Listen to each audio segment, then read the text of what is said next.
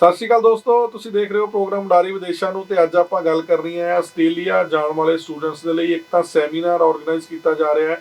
ਸਾਡੇ ਅੱਜ ਦੇ ਜਿਹੜੇ ਮਹਿਮਾਨ ਨੇ ਦਾ ਸਨਸ਼ਾਈਨ ਇਮੀਗ੍ਰੇਸ਼ਨ ਕੰਸਲਟੈਂਟ ਤੋਂ ਨੇ, ਔਰ ਜੋ ਸਾਨੂੰ ਦੱਸਣਗੇ ਕਿ ਇੱਕ ਤਾਂ ਸੈਮੀਨਾਰ ਦੇ ਵਿੱਚ ਕਿਹੜੇ-ਕਿਹੜੇ ਸਟੂਡੈਂਟ ਨੇ ਜਿਹੜੇ ਪਹੁੰਚਣ, ਉਹਨਾਂ ਨੂੰ ਕੀ-ਕੀ ਬੈਨੀਫਿਟ ਹੋਣੇ ਆ, ਔਰ ਆਸਟ੍ਰੇਲੀਆ ਦੇ ਨੈਕਸਟ ਇਨਟੇਕ ਦੇ ਵਿੱਚ ਤੁਸੀਂ ਕਿਵੇਂ ਵੀਜ਼ਾ ਲੈ ਸਕਦੇ ਹੋ, ਸਕਸੈਸ ਰੇਟ ਕਿੰਨਾ ਚੱਲ ਰਿਹਾ ਹੈ, ਔਰ ਖਾਸ ਤੌਰ ਤੇ ਜਿਹੜੇ 23 ਜਾਂ 24 ਪਾਸ ਆਊਟ ਬੱਚੇ ਨੇ ਉਹਨਾਂ ਦੇ ਲਈ ਕੀ ਆਪਸ਼ਨਸ ਹੈਗੀਆਂ ਨੇ, ਇਸ ਬਾਰੇ ਗੱਲ ਕਰਾਂਗੇ। ਸਾਡੇ ਅੱਜ ਦੇ ਜਿਹੜੇ ਮਹਿਮਾਨ ਨੇ ਉਹਨਾਂ ਨਾਲ ਆਪਾਂ ਗੱਲ ਕਰਦੇ ਹਾਂ। ਸਨੀ ਸ਼ਰਮਾ ਜੀ, ਬਹੁਤ ਬਹੁਤ ਸਵਾਗਤ ਹੈ ਜੀ। ਸਤਿ ਸ਼੍ਰੀ ਅਕਾਲ। ਸਤਿ ਸ਼੍ਰੀ ਅਕਾਲ ਜੀ। ਸਰ, ਸਭ ਤੋਂ ਪਹਿਲਾਂ ਤਾਂ ਜਿਵੇਂ ਹੁਣੇ ਮੈਂ ਗੱਲ ਕੀਤੀ ਹੈ ਪਾਇਰ ਜਿਹੜਾ ਏਜੰਟਸ ਹੈ ਨਾ, ਇਸ ਬਾਰੇ ਥੋੜਾ ਦੱਸ ਦਿਓ ਵੀ ਕਿਸ ਤਰ੍ਹਾਂ ਦੇ ਨਾਲ ਇਹ ਕਿਵੇਂ ਟ੍ਰੇਨਿੰਗ ਤੁਹਾਨੂੰ ਦਿੰਦੇ ਆ ਔਰ ਕੀ ਬੈਨੀਫਿਟ ਹੈਗਾ ਤੁਹਾਡੇ ਕੋਲ ਜੇ ਕੋਈ स्टूडेंट अप्लाई करता है। नमस्कार। अगर कोई बच्चा ऑस्ट्रेलिया स्टडी वीज़ा के लिए अप्लाई करना चाहता है तो उसके लिए एक लाइसेंस होता है ऑस्ट्रेलियन इमिग्रेशन की तरफ से, ऑस्ट्रेलियन गवर्नमेंट की तरफ से, जिसका पूरा ट्रेनिंग होता है कि कैसे बच्चों को गाइड करें स्टडी वीज़ा के बारे में, कैसे स्टडी वीज़ा आ सकता है, हाई कमीशन में कौन से डॉक्यूमेंट लगने चाहिए। तो उसी की ट्रेनिंग के चलते मैंने ये पायर का सर्टिफिकेट 2020 में लिया था। पूरे इंडिया में ये सिर्फ 50 से 60 एजेंट्स के पास ये लाइसेंस है जो कि वैलिड ऑस्ट्रेलियन स्टूडेंट वीज़ा लगा सकते हैं। ਪਰ ਆਪਾਂ ਦੇਖਦੇ ਹਾਂ ਹਮੇਸ਼ਾ ਕਈ ਕੰਸਲਟੈਂਟ ਨੇ ਜਿਨ੍ਹਾਂ ਨੂੰ ਬਹੁਤੀ ਨੌਲੇਜ ਨਹੀਂ ਹੈਗੀ, ਜਾਂ ਫਿਰ ਪਾਇਰ ਨਹੀਂ ਹੈਗੇ, ਜਾਂ ਫਿਰ ਮਾਰਾ ਏਜੰਟਸ ਹੁੰਦੇ ਆ ਹਨਾ, ਜਾਂ ਪਾਇਰ ਔਰ ਮਾਰਾ ਏਜੰਟਸ ਤਾਂ ਚਲੋ ਮੰਨੇ ਜਾਂਦੇ ਆ ਵੀ ਉੱਥੋਂ ਉਹਨਾਂ ਨੂੰ ਕੁਝ ਖਾਸ ਇਨਫੋਰਮੇਸ਼ਨ ਹੈ ਜਾਂ ਟ੍ਰੇਨਿੰਗ ਆਸਟ੍ਰੇਲੀਅਨ ਗਵਰਨਮੈਂਟ ਵੱਲੋਂ ਦਿੱਤੀ ਗਈ ਜਾਂ ਉਹਨਾਂ ਦੇ ਜਿਹੜੇ ਇੰਸਟੀਟਿਊਸ਼ਨਸ ਨੇ ਉਹਨਾਂ ਵੱਲੋਂ ਦਿੱਤੀ ਗਈ ਹੈ। ਪਰ ਬਹੁਤ ਸਾਰੇ ਡਾਇਰੈਕਟ ਵੈਸੇ ਹੀ ਕਹੀ ਜਾਂਦੇ ਅੱਜ ਕੱਲ੍ਹ ਹਰੇਕ ਹੀ ਕਿ ਅਸੀਂ ਡਾਇਰੈਕਟਲੀ ਕੰਮ ਕਰ ਰਹੇ ਹਾਂ, ਸਾਡੇ ਕੋਲ ਅਪਲਾਈ ਕਰੋ। ਉਸ ਨਾਲ ਸਟੂਡੈਂਟ ਨੂੰ ਕਿਹੜੀਆਂ-ਕਿਹੜੀਆਂ ਚੀਜ਼ਾਂ ਜਿਹੜੀਆਂ ਨੇ ਉਸ ਦਾ ਖਮਿਆਜਾ ਭੁਗਤਣਾ ਪੈ ਸਕਦਾ ਜਾਂ ਕਿਹੜੀਆਂ-ਕਿਹੜੀਆਂ ਉਹਨਾਂ ਨੂੰ ਕਮੀਆਂ ਉਸ ਤੋਂ ਲੱਭ ਸਕਦੀਆਂ। सबसे पहले तो जो एजेंट्स हैं जो बोलते हैं कि हमारे पास डायरेक्ट यूनिवर्सिटीज़ हैं, डायरेक्ट कॉलेजेस हैं, तो ऑस्ट्रेलिया में यूनिवर्सिटी लेना इतना कोई इजी काम है नहीं। सबसे पहले तो जो यूनिवर्सिटीज़ है वो सिर्फ के सिर्फ पायर एजेंट्स या फिर जो मारा एजेंट्स हैं उन्हीं को एग्रीमेंट देती हैं। तो ये सबसे क्लियर बात है कि एग्रीमेंट सिर्फ उन्हीं के पास होगा जो कि इन लाइसेंस को होल्ड करते होंगे। और सेकंड चीज़ जो बच्चों को सबसे बड़ा नुकसान होता है इसमें, वो होता है वीज़ा रिजेक्शन। आप सब कुछ ले सकते हैं थर्ड पार्टी के थ्रू कि आपने ऑफ़र लेटर ले लिया, जीएस देख लिया, टाइम ले लिया, बट उसका फाइलिंग कैसे करना है, उसको वीज़ा में कन्वर्ट कैसे करना है, क्योंकि जीएस और ऑफ़र लेना कोई सोल्यूशन नहीं है किसी भी बच्चे का ऑस्ट्रेलिया जाने के लिए। एट द एंड उसको वीज़ा चाहिए ट्रैवल करने के लिए। तो जो वीज़ा फाइलिंग है वो सिर्फ की सिर्फ ट्रेंड एजेंट और जो लाइसेंस होल्डर हैं वही दे सकते हैं। ਜੇ ਕੋਈ ਆਸਟ੍ਰੇਲੀਆ ਜਾਣਾ ਚਾਹੁੰਦਾ ਸਟੂਡੈਂਟ ਆ, ਪਹਿਲਾਂ ਕਿਉਂਕਿ ਆਪਾਂ ਦੇਖਦੇ ਹਾਂ ਕਿ ਹੋਰ ਕੰਟਰੀਜ਼ ਪਹਿਲਾਂ ਕੈਨੇਡਾ ਬਹੁਤ ਗਏ ਆ ਜਾਂ ਯੂਐਸ ਬਹੁਤ ਗਏ ਆ, ਪਰ ਆਸਟ੍ਰੇਲੀਆ ਬਹੁਤ ਘੱਟ ਕੰਸਲਟੈਂਟ ਬੋਲਦੇ ਆ। ਕਿੰਨਾ ਕੁ ਕੀ ਮੁਸ਼ਕਿਲ ਹੈ ਜਾਂ ਫਿਰ ਵੀਜ਼ਾਜ਼ ਆ ਰਹੇ ਆ, ਸਕਸੈਸ ਰੇਟ ਇਸ ਟਾਈਮ ਕਿੰਨਾ ਕੁ ਚੱਲ ਰਿਹਾ ਆਸਟ੍ਰੇਲੀਆ ਦਾ?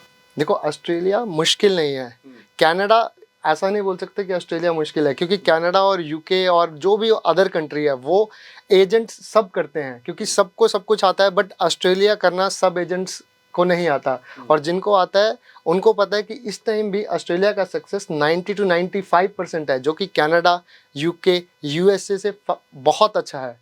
तो जो यूनिवर्सिटीज़ में अप्लाई कर रहे हैं, जो भी एजेंट्स किसी अच्छी जैसे लेवल 1 और लेवल 2 यूनिवर्सिटी में अप्लाई कर रहे हैं और ग्रुप ऑफ 8 यूनिवर्सिटी में अप्लाई कर रहे हैं, उनका सक्सेस आज भी 90, 95 इवन 100% तक है अगर आप ग्रुप ऑफ 8 और लेवल 1 यूनिवर्सिटी में करते हो।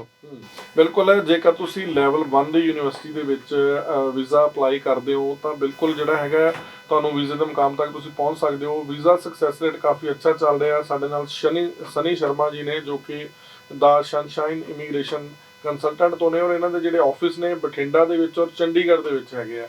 ਪਿਛਲੇ 15-20 ਸਾਲਾਂ ਤੋਂ ਇਹ ਸਟੂਡੈਂਟ ਨੂੰ ਸਰਵਿਸਿਜ਼ ਦੇ ਰਹੇ ਆ, ਔਰ ਬਹੁਤ ਸਾਰੇ ਹਜ਼ਾਰਾਂ ਹੀ ਸਟੂਡੈਂਟ ਨੂੰ ਹੁਣ ਤੱਕ ਆਸਟ੍ਰੇਲੀਆ ਜਾਂ ਹੋਰ ਕੰਟਰੀਜ਼ ਦੇ ਵਿੱਚ ਵੀਜ਼ਾ ਲੈ ਕੇ ਦੇ ਚੁੱਕੇ ਆ। ਚਾਹੇ ਤੁਸੀਂ ਯੂਕੇ ਵੀ ਜਾਣਾ ਚਾਹੁੰਦੇ ਹੋ, ਪਰ ਅੱਜ ਦਾ ਜਿਹੜਾ ਸਾਡਾ ਸ਼ੋਅ ਹੈ ਖਾਸ ਤੌਰ 'ਤੇ ਆਸਟ੍ਰੇਲੀਆ ਨਾਲ ਹੀ ਅਸੀਂ ਰੱਖਣਾ, ਕਿਉਂਕਿ ਆਸਟ੍ਰੇਲੀਆ ਦੀ ਇਨਕੁਆਇਰੀਜ਼ ਬਹੁਤ ਜ਼ਿਆਦੀਆਂ, ਬਹੁਤ ਸਾਰੇ ਬੱਚੇ ਜਾਣਾ ਚਾਹੁੰਦੇ ਆ, ਬਹੁਤ ਸਾਰੇ ਪੈਸੇ ਖਰਾਬ ਕਰ ਚੁੱਕੇ ਆ ਵੀ ਕਿਉਂਕਿ ਸਹੀ ਕੰਸਲਟੈਂਟ ਤੱਕ ਪਹੁੰਚ ਨਹੀਂ ਸਕਦੇ। ਔਰ ਅੱਜ ਖਾਸ ਤੌਰ 'ਤੇ ਪਾਇਰ ਏਜੰਟ ਹੈਗੇ ਆ ਸਨੀ ਸ਼ਰਮਾ ਜੀ, ਜਿਨ੍ਹਾਂ ਨੂੰ ਅਸੀਂ ਖਾਸ ਤੌਰ 'ਤੇ ਇਨਵਾਈਟ ਕੀਤਾ ਸੀ ਕਿ ਸਾਨੂੰ ਸਾਡੇ ਜਿਹੜੇ ਸਟੂਡੈਂਟ ਨੇ ਉਹਨਾਂ ਨੂੰ ਗਾਈਡ ਕੀਤਾ ਜਾਵੇ।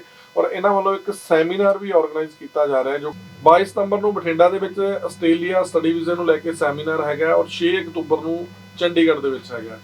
ਜਿਹੜੇ ਐਡਰੈਸ ਨੇ ਉਹੀ ਲਗਾਤਾਰ ਸਕਰੀਨ ਦੇ ਉੱਤੇ ਫਲੈਸ਼ ਵੀ ਕਰ ਰਹੇ ਆ, ਤੁਸੀਂ ਨੰਬਰ ਵੀ ਫਲੈਸ਼ ਕਰ ਰਹੇ ਆ, ਤੁਸੀਂ ਇਸ ਨੰਬਰ ਦੇ ਉੱਤੇ ਕਾਲ ਕਰਕੇ ਜਾਣਕਾਰੀ ਹਾਸਲ ਕਰ ਸਕਦੇ ਹੋ।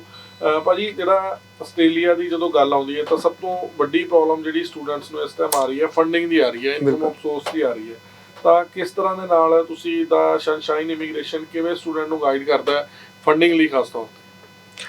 फंडिंग और इनकम सोर्स जो है वो, जैसा कि हम सेमिनार कर रहे हैं 22 सितंबर को भटिंडा में, 6 अक्टूबर को चंडीगढ़ ऑफिस में, तो हम सिर्फ लेवल 1 और लेवल 2 यूनिवर्सिटीज़ के रिप्रेजेंटेटिव को ही बुला रहे हैं, जिसमें आपको अपॉर्चुनिटी मिलेगा ऑन द स्पॉट ऑफर का।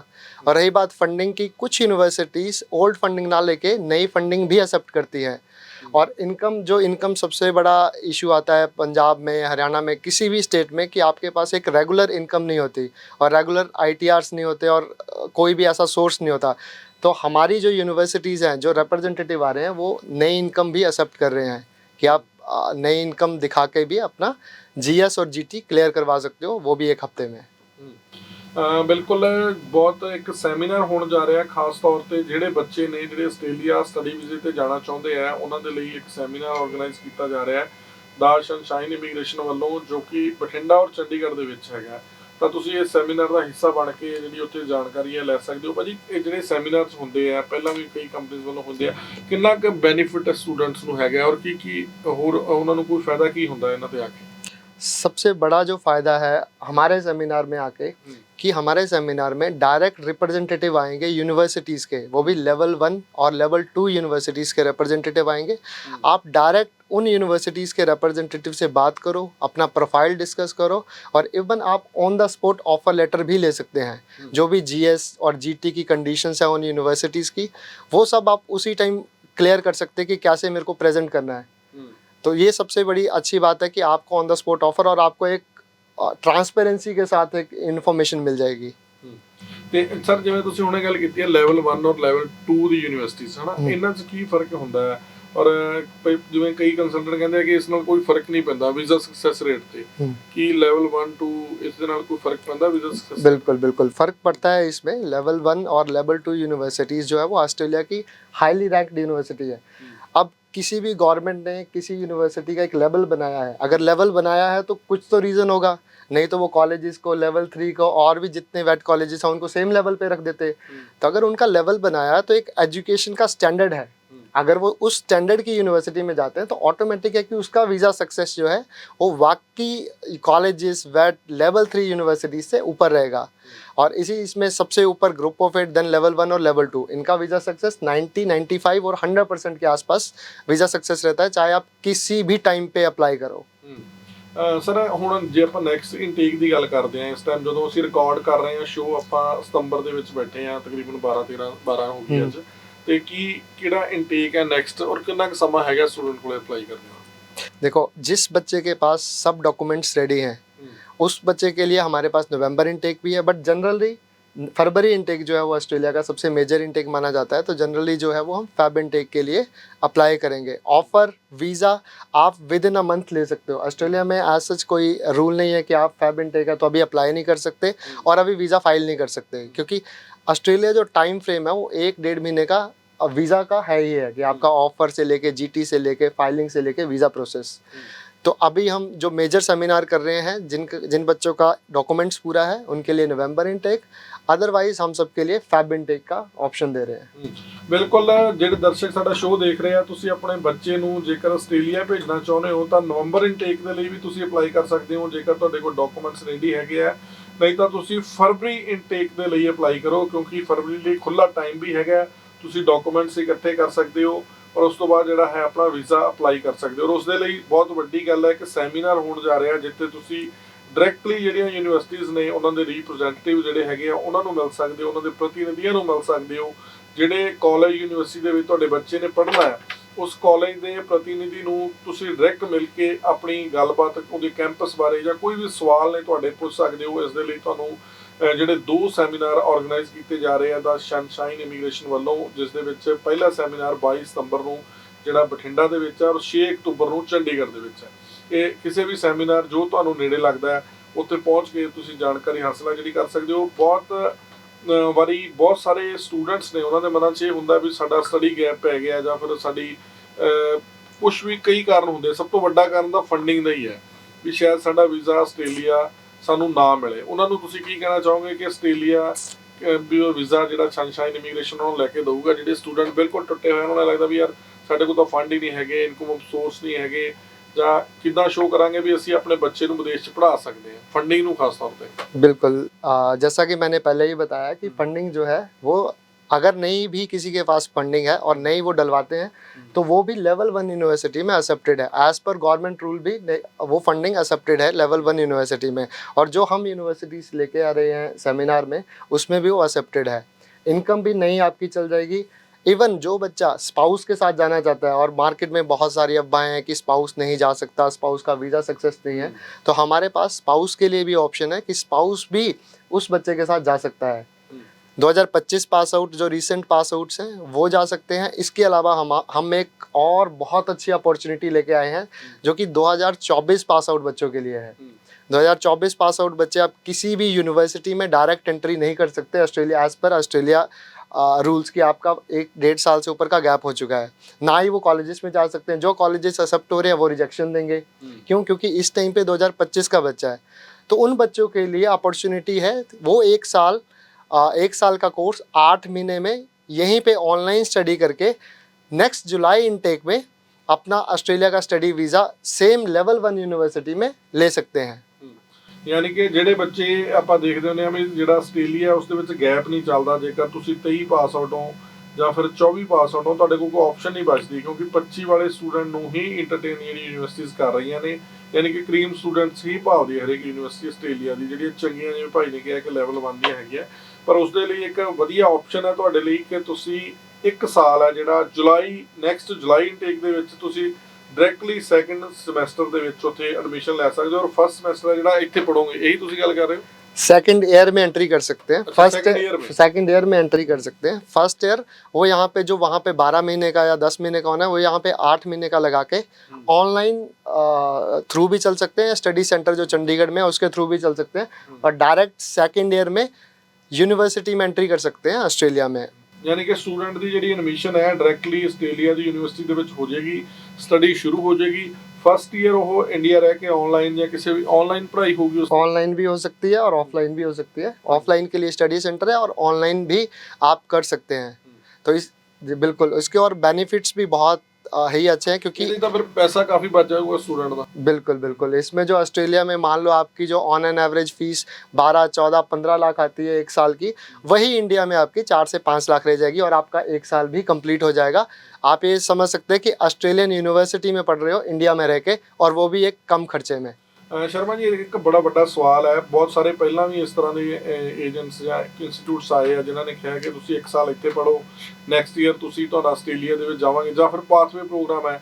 ਬਹੁਤ ਸਾਰੇ ਬੱਚਿਆਂ ਨੂੰ ਕਿਹਾ ਜਾਂਦਾ ਤੁਸੀਂ ਸਿੰਗਾਪੁਰ ਚਲੇ ਜਾਓ, ਤੁਹਾਨੂੰ ਆਸਟ੍ਰੇਲੀਆ ਭੇਜ ਦਾਂਗੇ, ਪਰ ਉਹਦਾ ਸਕਸੈਸ ਰੇਟ ਬਹੁਤ ਘੱਟ ਹੁੰਦਾ ਹੈ। ਤੇ ਜਿਹੜਾ ਤੁਸੀਂ ਕਹਿ ਰਹੇ ਹੋ ਇਸ ਦੇ ਵਿੱਚ ਕਿਹੜੀ ਯੂਨੀਵਰਸਿਟੀ ਹੈ, ਔਰ ਕੀ ਲੱਗਦਾ ਕਿ ਕਿੰਨਾ ਸਕਸੈਸ ਰੇਟ ਹੈ ਜਿਹੜਾ ਜੁਲਾਈ ਇਨਟੇਕ ਨੈਕਸਟ, ਯਾਨੀ ਕਿ ਸਿੱਧਾ ਸੈਕੰਡ ਈਅਰ 'ਚ ਸਟੂਡੈਂਟ ਨੇ ਐਡਮਿਸ਼ਨ ਲੈਣਾ, कितना का रह सकता है? मैं कम्प्लीटली एग्री करता हूँ कि बहुत सारे पाथवे प्रोग्राम सिंगापुर, साइप्रस और भी बहुत ज़्यादा लाइक एजेंट्स लाते हैं कि पाथवे, बट मैं ये क्लियर कर देना चाहता हूँ कि ये पाथवे प्रोग्राम नहीं है। ये स्टडी सेंटर है उसी यूनिवर्सिटी का, लेवल 1 और लेवल 2 यूनिवर्सिटी का इंडिया में। तो यूनिवर्सिटी अपना करिकुलम देगी, अपनी पढ़ाई करवाएगी। सेकेंड ईयर में एडमिशन्स के लिए आपको सारी की सारी कंडीशन वही होंगी जो ऑस्ट्रेलिया वीज़ा की होती है, बट वीज़ा सक्सेस आने के चांसेस बहुत अच्छे हैं। क्यों? क्योंकि लेवल 1 की यूनिवर्सिटी है। सेकंड, आपको टॉप अप प्रोग्राम मतलब सेकंड ईयर में एंट्री मिल रही है। बट बाय चांस अगर कोई बच्चा मान लो 1% या 5% रिफ्यूज़ हो जाता है ऑस्ट्रेलिया के लिए, तो वही स्टूडेंट यूके के लिए अप्लाई कर सकता है डायरेक्ट सेकेंड ईयर एंट्री में यूनिवर्सिटीज़ में। यूके के भी हमारे पास 50 से 60 यूनिवर्सिटीज़ ऐसी हैं जिसमें वो डायरेक्ट सेकेंड ईयर में एंट्री कर सकता है नेक्स्ट अवेलेबल इनटेक में। यूएसए में एंट्री कर सकता है। अगर किसी और सर्कमस्टांसिस से वो यूके, यूएसए या फिर फॉरेन जाने का उसका प्लान नहीं ख़त्म हो जाता है ड्यू टू फाइनेंशियल्स और कोई भी रीज़न हो घर का, तो वो इंडिया में भी पढ़ाई कर सकता है डायरेक्ट सेकेंड ईयर एंट्री लेके यूनिवर्सिटी में। तो इंडिया में भी हमारे पास वो सारी अपॉर्चुनिटीज़ और वो सारे टाई अप हैं यूनिवर्सिटी के साथ। ਇਸ ਦੇ ਲਈ ਕਦੋਂ ਐਡਮਿਸ਼ਨ ਸਟਾਰਟ ਹੈਗੇ ਜਿਹੜਾ ਤੁਸੀਂ ਕਹਿ ਰਹੇ ਹੋ? इसका जो एडमिशन स्टार्ट है वो अक्टूबर 1 से स्टार्ट है, राइट। तो आप अक्टूबर 1 से स्टडी सेंटर में या फिर ऑनलाइन अपना इनरोलमेंट करवा सकते हो 2024 पास आउट बच्चों के लिए स्पेशली। ਜਿਹੜੇ ਸਰ ਆਸਟ੍ਰੇਲੀਆ ਸਟੂਡੈਂਟ ਜਿਹੜੇ ਜਾਣਾ ਚਾਹੁੰਦੇ ਆ, ਕਿਹੜੀਆਂ ਗੱਲਾਂ ਦਾ ਉਹਨਾਂ ਨੂੰ ਧਿਆਨ ਰੱਖਣਾ ਚਾਹੀਦਾ ਜਦੋਂ ਫਾਈਲ ਆਪਣੀ ਅਪਲਾਈ ਕਰਦੇ ਆ? हाँ। सबसे पहले तो जो ऑस्ट्रेलिया स्टूडेंट जाना चाहते हैं उनकी एलिजिबिलिटी, क्योंकि ऑस्ट्रेलियन यूनिवर्सिटी की एलिजिबिलिटी क्या है वो डायरेक्ट वेबसाइट में जाके चेक कर सकते हैं कि 2025 पास आउट हो, एलिजिबिलिटी हो, ऑफ़र हो।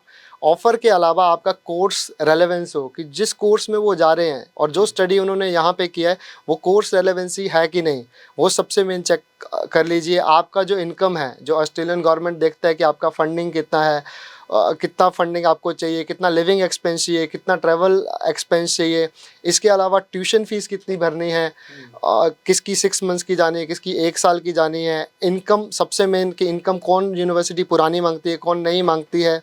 तो वो सब कंडीशंस जो अगर वो फुलफ़िल होती हैं, राइट, उसके बाद हमें ये देखना पड़ता है कि फाइलिंग जिस एजेंट से हम करवा रहे हैं वो उस फाइलिंग करने का उसका एक्सपीरियंस भी है, एक्सपर्टीज़ है, वो लाइसेंस होल्डर है कि नहीं। क्योंकि जीएस और ऑफर लेटर जो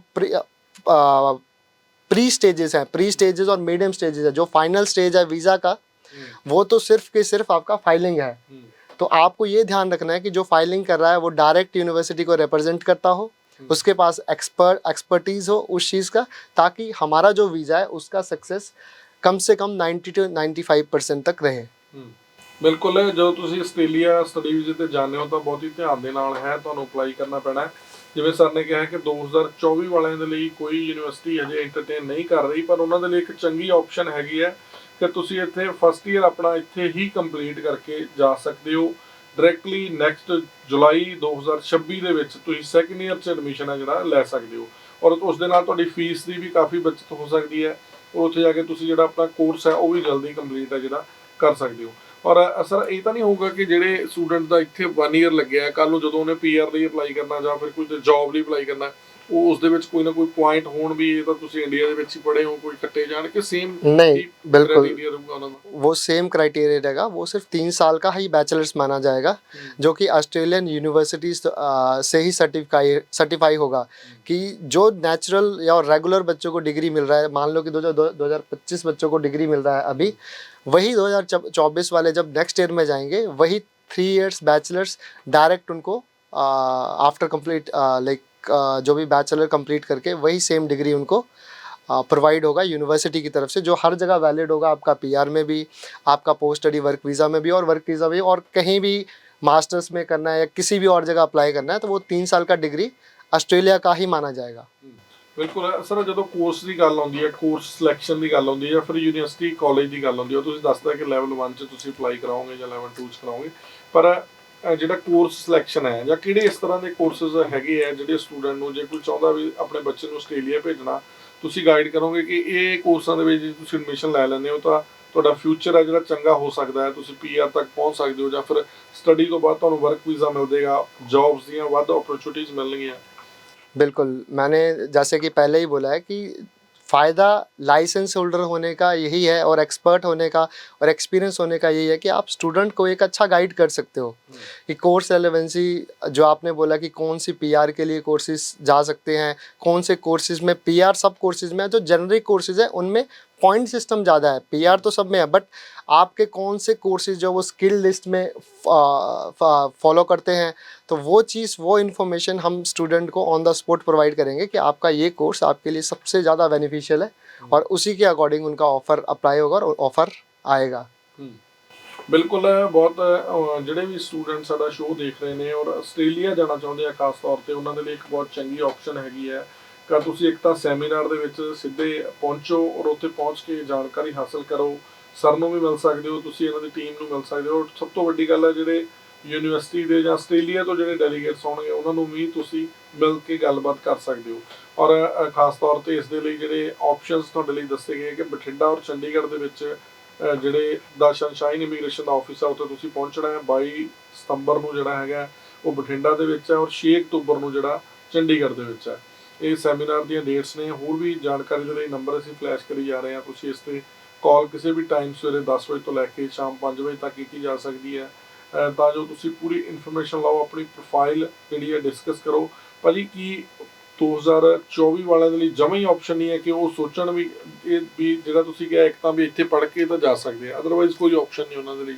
ਪਰ ਕਈ ਆਪਾਂ ਦੇਖਦੇ ਹਾਂ ਕੰਸਲਟੈਂਟ ਕਹੀ ਜਾਂਦੇ ਵੀ 23 ਵਾਲੇ ਵੀ ਆ ਜਾਓ, 23 ਵਾਲਿਆਂ ਨੂੰ ਵੀ ਐਡਮਿਸ਼ਨ ਦਵਾਈ ਜਾਂਦੇ। कोई भी अच्छी यूनिवर्सिटी कोई भी लेवल 1, लेवल 2, ग्रुप ऑफ 8, कोई भी ऐसी यूनिवर्सिटी इस टाइम पे 2024 का बच्चा नहीं ले रही। जो छोटे कॉलेजेस है, वेट कॉलेज है, जिनका सक्सेस रेशियो सिर्फ 20%, 10% या 5% है, उन्हीं को वही कॉलेजेस सिर्फ 2024 पास आउट बच्चा इस टाइम पे एक्सेप्ट कर रहे हैं, जिनका सक्सेस कि 10%, 5% की वीज़ा आने के चांसेस ना के बराबर है। तो वो जस्ट आपकी फाइल को हाई कमीशन में पहुंचाएंगे, बट हाई कमीशन आपका वीज़ा अप्रूव नहीं करेगा। तो इसीलिए जो हम ये 2024 का जो ऑनलाइन कोर्स लेके आए हैं और स्टडी सेंटर लेके आए हैं, इसमें आपका सक्सेस वही रहेगा जो कि इस टाइम पे है 90 to 95%, क्योंकि आप डायरेक्ट सेकेंड ईयर में लेवल 1 और लेवल 2 में एंट्री करोगे विदाउट एनी गैप, क्योंकि आप ऑलरेडी स्टडी कर चुके होंगे अपना फर्स्ट ईयर इंडिया में। ਬਿਲਕੁਲ ਸਰ, ਕਈ ਵਾਰੀ ਆਪਾਂ ਦੇਖਦੇ ਹਾਂ ਬਹੁਤ ਬੰਦੇ ਬੋਲਦੇ ਆ ਕਿ ਆਸਟ੍ਰੇਲੀਆ ਨੇ ਹੁਣ ਵੀਜ਼ੇ ਆਉਣੇ ਸ਼ੁਰੂ ਹੋ ਗਏ ਆ, ਹੁਣ ਬੰਦ ਹੋ ਗਏ ਆ, ਜਾਂ ਆਸਟ੍ਰੇਲੀਆ ਬਹੁਤ ਸਖਤੀ ਨਾਲ ਵੀਜ਼ੇ ਦੇ ਰਿਹਾ। ਕੀ ਕਾਰਨ ਮੰਨਦੇ ਹੋ? ਜੇ ਸਟੂਡੈਂਟ ਹੈ ਜਾਂ ਫਿਰ ਆਸਟ੍ਰੇਲੀਅਨ ਗਵਰਨਮੈਂਟ ਦੇ ਰੂਲ ਹੀ ਇਸ ਤਰ੍ਹਾਂ ਦੇ ਹੈਗੇ ਆ ਕਿ ਇੰਨੀ ਸਖਤੀ ਨਾਲ, ਜਾਂ ਇਹਨੇ ਬਿਲਕੁਲ ਕਰੀਮ ਸਟੂਡੈਂਟ ਆ ਜਿਵੇਂ ਤੁਸੀਂ ਕਿਹਾ ਸਿਰਫ 25 ਪਾਸ ਆਊਟ ਨੂੰ ਹੀ ਇੰਟਰਟੇਨ ਕਰ ਰਹੇ ਆ, ਕੀ ਕਾਰਨ ਮੰਨਦੇ ਹੋ ਇਸ ਦਾ? एक्चुअली ऑस्ट्रेलिया इस चीज़ में हमेशा से बहुत ज़्यादा पर्टिकुलर रहा है कि कौन सा बच्चा हमें चाहिए, कौन सा नहीं चाहिए। ये जो गैप है, कितना गैप वो लेंगे, कितना नहीं लेंगे, वो सारा ऑस्ट्रेलियन गवर्नमेंट डिसाइड करती है। बट वो उन बच्चों को एंटरटेन करती है जो कि अच्छी यूनिवर्सिटीज़ में पढ़ने आ रहे हैं। ऑस्ट्रेलिया सख्त और रिलैक्स कभी नहीं होता। ऑस्ट्रेलिया सिर्फ उन बच्चों को एंटरटेन करता है जो बच्चा एक जेन्युइन तरीके से स्टडी के लिए आ रहा है। अब ये हमारा मार्केट और हमारा नेटवर्क डिसाइड करता है कि अगर आप कॉलेजेस में बच्चे को डालोगे या लेवल 3 या किसी छोटी यूनिवर्सिटी में बच्चे को डालोगे, तो वो रिफ्यूज़ल ऑटोमेटिकली ऊपर चला जाएगा और वही एक स्टेटमेंट बन जाएगा कि ऑस्ट्रेलिया टाइट हो गया। बट ऑस्ट्रेलिया टाइट नहीं हुआ, आपने उस बच्चे को एक गलत यूनिवर्सिटी, गलत गाइडेंस के थ्रू अंदर डाल दिया। जबकि आप उसी बच्चे को ग्रुप ऑफ 8 या लेवल 1 या लेवल 2 यूनिवर्सिटी में डालते तो आपका सक्सेस हमेशा 90-95% रहेगा ही। तो वो सिर्फ एक एजेंट गाइडेंस है जो उसको ऑस्ट्रेलिया की सख्ती और रिलैक्सेशन बताता है, जबकि वीज़ा सक्सेस आपका उतना ही आएगा, आप किसी भी टाइम पे अप्लाई कर लो। ਬਿਲਕੁਲ, ਚੰਗਾ ਕੰਸਲਟੈਂਟ ਦਾ ਰੋਲ ਬਹੁਤ ਵੱਡਾ ਹੁੰਦਾ। ਜੇਕਰ ਤੁਸੀਂ ਸਹੀ ਕੰਸਲਟੈਂਟ ਕੋਲ ਪਹੁੰਚਦੇ ਹੋ ਤਾਂ ਇਸ ਨਾਲ ਉਮੀਦ ਕੀਤੀ ਜਾ ਸਕਦੀ ਹੈ ਕਿ ਤੁਸੀਂ ਵੀਜ਼ੇ ਦੇ ਮੁਕਾਮ ਤੱਕ ਜਲਦੀ ਪਹੁੰਚ ਸਕਦੇ ਹੋ।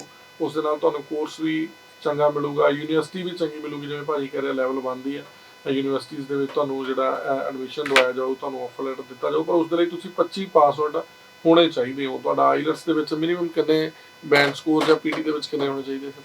आइल्स के बीच में मिनिमम 6 ईच बैंड होना चाहिए और 6 नॉट लेस देन 5.5 पे भी हम एडमिशन करवा देंगे, और 50 आपका पीटी में होना चाहिए, 50 स्कोर पीटी में और 6 बैंड आइल्स में होना चाहिए। अगर वो अंडर ग्रेजुएट का बच्चा है, अगर वो पोस्ट ग्रेजुएशन में जा रहा है और उसने ग्रेजुएशन पिछले 3 साल में या 4 साल में की है, तो वो बच्चा भी मास्टर्स के लिए जा सकता है। पीटी 58 नॉट लेस देन 50 और आइल्स 6.5 नॉट लेस देन 6 पे। तो वो बच्चा जो मास्टर्स का है वो अपना स्पाउस के साथ भी एंटर कर सकता है ऑस्ट्रेलिया में। तो वो अपॉर्चुनिटी भी हमारे इस सेमिनार में आपको देखने को मिलेगी कि कैसे स्पाउस भी लेवल 1 यूनिवर्सिटी में और लेवल 2 यूनिवर्सिटी में एंटर कर सकता है। ਬਿਲਕੁਲ ਸਰ, ਇੱਕ ਹੋਰ ਬੜਾ ਵੱਡਾ ਸਵਾਲ ਹੈ ਕਿ ਸਟੂਡੈਂਟ +2 ਤੋਂ ਬਾਅਦ ਹੈ ਜਿਹੜਾ ਆਸਟ੍ਰੇਲੀਆ ਲਈ ਅਪਲਾਈ ਕਰੇ, ਉਹਨੂੰ ਜ਼ਿਆਦਾ ਬੈਨੀਫਿਟ ਹੈ ਜਾਂ ਫਿਰ ਗ੍ਰੈਜੂਏਸ਼ਨ ਤੋਂ ਬਾਅਦ ਮਾਸਟਰ डिग्री ਲਈ ਜਾਵੇ? ये हर एक बच्चे का और हर एक मतलब एक पर्सनल ओपिनियन है कि 12th के बाद बच्चे के पास एक रेगुलर टाइम मिल जाता है कि वो पहले 3 साल की बैचलर्स करे ऑस्ट्रेलिया में, फिर 2 साल की मास्टर्स करे, तो वो एक पीआर पाथ को बहुत अच्छे से जान सकता है कि मेरे को पीआर मिलेगी, इस कोर्स में मिलेगी, फिर मेरे को मास्टर्स ये करना है। तो एक वो +2 के पॉइंट ऑफ व्यू से वो बहुत अच्छी अपॉर्चुनिटी है कि आप एक पीआर पाथ को फ्रंट एंड से ही डिसाइड कर सकते हो। बट जो ग्रेजुएट बच्चा है वो ऑलरेडी एक्सपीरियंस है, उसका एक अलग पॉजिटिव पॉइंट है कि उसके पास एक्सपीरियंस है, यहाँ पे उसके पास ग्रेजुएशन के 3 साल का एक्सपीरियंस है। वो नॉलेज में एक 12th क्लास के बच्चे से और एज में एक 12th क्लास के बच्चे से काफ़ी ऊपर है। तो ऑलरेडी उसके पास भी अपॉर्चुनिटी है जल्दी पीआर लेने की। वो अपना पाथ डिसाइड नहीं कर सकता बट जल्दी पीआर ले सकता है, और 12th वाला बच्चा अपने अकॉर्डिंग अपनी पीआर को डिसाइड कर सकता है। तो ये दोनों का डिफरेंट सिनेरियो है। ਬਿਲਕੁਲ, ਜਿਹੜੇ ਸਟੂਡੈਂਟ ਸਾਡਾ ਸ਼ੋਅ ਦੇਖ ਰਹੇ ਨੇ, ਸਭ ਤੋਂ ਵੱਡੀ ਗੱਲ ਤਾਂ ਉਹਨਾਂ ਲਈ ਬੈਨੀਫੀਸ਼ੀਅਲ ਇਹ ਹੈ ਕਿ ਤੁਸੀਂ ਸੈਮੀਨਾਰ ਦਾ ਹਿੱਸਾ ਬਣੋ। ਜੇਕਰ ਤੁਸੀਂ ਬਠਿੰਡੇ ਏਰੀਏ ਦੇ ਹੈਗੇ ਹੋ ਤਾਂ ਤੁਸੀਂ ਬਠਿੰਡਾ ਪਹੁੰਚ ਸਕਦੇ ਹੋ 22 ਸਤੰਬਰ ਨੂੰ, ਔਰ ਜੇਕਰ ਕੋਈ ਹੋਰ ਚੰਡੀਗੜ੍ਹ ਆ ਸਕਦਾ ਤਾਂ ਤੁਸੀਂ ਚੰਡੀਗੜ੍ਹ 6 ਅਕਤੂਬਰ ਨੂੰ ਪਹੁੰਚ ਸਕਦੇ ਹੋ। ਸੈਮੀਨਾਰ ਦੇ ਵਿੱਚ ਡਾਇਰੈਕਟਲੀ ਯੂਨੀਵਰਸਿਟੀ ਦੇ ਰਿਪਰੈਜ਼ੈਂਟੇਟਿਵ ਨੂੰ ਤੁਸੀਂ ਮਿਲੋਗੇ। ਸਰ ਵੀ ਉੱਥੇ ਤੁਹਾਨੂੰ ਮਿਲਣਗੇ, ਇਹਨਾਂ ਦੀ ਟੀਮ ਹੋਊਗੀ ਜੋ ਤੁਹਾਨੂੰ ਸਹੀ ਤਰੀਕੇ ਨਾਲ ਗਾਈਡ ਕਰੂਗੀ ਕਿ ਕਿਵੇਂ ਤੁਸੀਂ ਆਸਟ੍ਰੇਲੀਆ ਦਾ ਸਟੱਡੀ ਵੀਜ਼ਾ ਲੈ ਸਕਦੇ ਹੋ। ਇੱਕ ਹਊਆ ਬਣਿਆ ਹੋਇਆ ਆਸਟ੍ਰੇਲੀਆ, ਤੁਹਾਨੂੰ ਲੱਗਦਾ ਕਿ ਸ਼ਾਇਦ ਵੀਜ਼ਾ ਨਹੀਂ ਮਿਲਣਾ ਜਾਂ ਕੋਈ ਪ੍ਰੋਬਲਮ ਆਉਣਗੀਆਂ, ਤਾਂ ਉਹਨਾਂ ਦੇ ਲਈ ਮੁਕੰਮਲ ਹੱਲ ਦੇ ਲਈ ਜਿਹੜਾ ਨੰਬਰ ਹੈ ਇਸ ਤੇ ਕਾਲ ਕਰੋ, ਜਾਣਕਾਰੀ ਹਾਸਲ ਕਰੋ। ਬਹੁਤ ਬਹੁਤ ਧੰਨਵਾਦ ਜੀ ਤੁਹਾਡਾ। Thank you. ਸਾਡੇ ਦਰਸ਼ਕਾਂ ਦਾ ਵੀ ਬਹੁਤ ਬਹੁਤ ਧੰਨਵਾਦ। ਸਤਿ ਸ਼੍ਰੀ ਅਕਾਲ।